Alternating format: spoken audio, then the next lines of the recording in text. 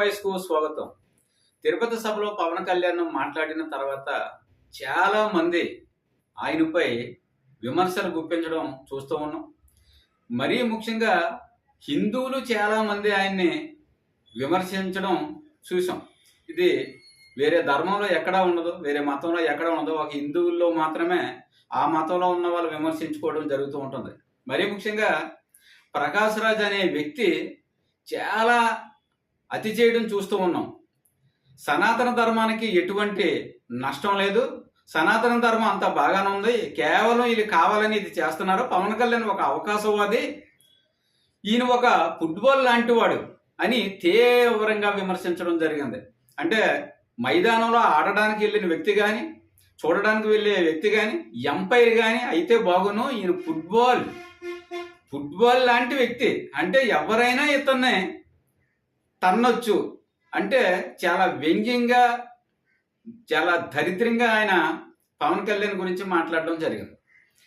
అసలు సనాతన ధర్మానికి ఎటువంటి నష్టం లేదు, సనాతన ధర్మం చాలా బాగానే ఉందని చెప్పడానికి ఈయనెవరు? సనాతన ధర్మాన్ని గౌరవించలేని వ్యక్తి, సనాతన ధర్మం అంటే తెలియని వ్యక్తి, సనాతన ధర్మం చాలా బాగుందని చెబుతూ ఉండడం చాలా విడ్డూరం. ఈయన ఎంతో ప్రజాసేవ చేస్తున్న పవన్ కళ్యాణ్ అనడానికి ఈయనకి ఎటువంటి అర్హత ఉందా? కర్ణాటకలో పుట్టిన ఈ వ్యక్తి అక్కడ సరైన అవకాశాలు లేకపోతే మన తెలుగు ఇండస్ట్రీ ఆదుకోవడం జరిగింది. ఈయన గౌరవించే మతంలో ఉన్నది ఏంటి అంటే సినిమాలు చూడకూడదు. మరి ఈ సినిమాలు ఎవరు చూశారు? ఎవరో ఇతన్ని ఆదరించారు?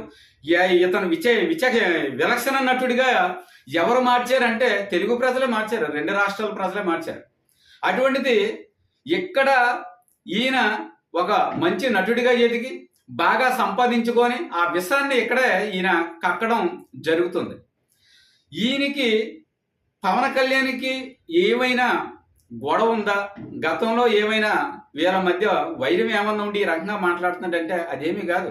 సనాతన ధర్మం గురించి, హిందూ ధర్మం గురించి పవన్ కళ్యాణ్ మాట్లాడాడు కాబట్టి ప్రకాష్ రాజుకి మంట వచ్చేసింది. ప్రకాష్ రాజు ఒక క్యారెక్టర్ లేని మనిషి. ఈయన రీసెంట్గా ఈ ఇటీవల జరిగిన వరదల్లో కూడా చిరంజీవి, పవన్ కళ్యాణ్ వీళ్ళందరూ కూడా సాయం చేశారు. సుమారు 6 కోట్ల రూపాయలు పవన్ కళ్యాణ్ తెలుగు రాష్ట్రాలకు ఇవ్వడం జరిగింది. ₹1 కూడా ప్రకాష్ రాజు ఇవ్వలేదు. ఇప్పుడే కాదు, గతంలో కూడా ఇవ్వలేదు. గతంలో ఎవరిని ఆదుకోవడం కానీ, ఏదైనా సేవ చేసేయడం కానీ ఇటువంటి కార్యక్రమాలు ఏమీ లేవు. కానీ ఈయన చేసేది దేశాన్ని పాలిస్తున్న బీజేపీని వ్యతిరేకిస్తున్నాడంటే కేసీఆర్ పక్క వెళ్తాడు, లేదు స్టాలిన్ పక్క వెళ్తాడు. ఈ దేశాన్ని విడగొట్టాలి, ఈ దేశాన్ని అసంఘటితం చేయాలి, ఈ దేశాన్ని నాశనం చేయాలని ఏ పార్టీలు, ఏ నాయకులు పూనుకున్నా, ఆ దిశగా అడుగులు వేస్తున్నా, ఆ దిశగా ప్రయత్నాలు చేస్తున్నా వాళ్ళకి వెన్నంటే ఉంటాడు ప్రకాష్ రాజ్. ఈయనకి హిందూ ధర్మం అంటే గౌరవం ఉండదు, హిందూ దేశం అంటే గౌరవం ఉండదు. ఈ దేశం, ఈ రాష్ట్రం, ఈ ప్రజల సొమ్ము తిని ఈయన పాసులు వెనకేసుకొచ్చు, కానీ ఈయన మాత్రం సనాతన ధర్మం అంటే కిట్టదు. పైగా ఉదయనిధి స్టాలిన్ సనాతన ధర్మం గురించి తప్పుడుగా మాట్లాడలేదట, పవన్ కళ్యాణే తప్పుడుగా మాట్లాడుతున్నాడట ఈయన చెప్పడం. ఈయన చేష్టలు ఏ రకంగా ఉంటాయంటే, సుస్వాగతం సినిమాలో ఈయన నేను మోనార్క్ని, నన్ను ఎవరో మోసం చేయలేరు, ఈ రకంగానే ఉంటాయి. ఆయన ముఖం కానీ, ఆయన మాటలు కానీ, ఆయన చేసే నడవడికి కానీ అంతా కూడా ఎలాగుంటుందంటే ఈయన సినిమాలోనే విలన్ కాదు, బయట ప్రపంచంలోనే కూడా, బయట జీవితంలోనే కూడా ఇతను విలనే అని నిరూపించుకోవడం జరుగుతుంది. ఏవయ్యో ప్రకాష్ రాజు, పవన్ కళ్యాణ్ ఏం తప్పు మాట్లాడాడని ఆయన మీద నువ్వు ట్వీట్లు చేయడం, మాట్లాడడం, టీవీ ఛానల్కి ఇంటర్వ్యూలు చేయడం, ఇటువంటి కార్యక్రమాలు చేస్తున్నాం. ఏం తప్పు మాట్లాడాడు? నీ అంత వరస్ట్గా ఆయన ఏ సందర్భంలో నీ ఎప్పుడూ మాట్లాడలేదే? ఎప్పుడు దేశం కోసం మాట్లాడాడు, ప్రజాసేవలో ఉన్నాడు, ప్రజాసేవ చేస్తున్నాడు, ప్రజల గురించే ఆలోచిస్తాడు ఎప్పుడు పవన్ కళ్యాణ్. నీలాగా ఏదో ఒకసారి వచ్చి ఏదో ఒక అంశం మీద బుర్రలో ఒక ఎజెండా పెట్టుకొని కొంతమంది మెప్పు పొందడం కోసం, స్టాలిన్ మెప్పు, కేసీఆర్ మెప్పు, జగన్ మెప్పు పొందడం కోసం నీలాగా ఆయన ఎప్పుడు మాట్లాడలేదే? ఆయన ఏమి సిద్ధాంతాన్ని నమ్మాడో, ఏ మానవత్వం అని ఆయన నమ్ముతున్నాడో, ఏ సనాతన ధర్మాన్ని ఆయన నమ్ముతున్నాడో దాని గురించే మాట్లాడుతున్నాడు.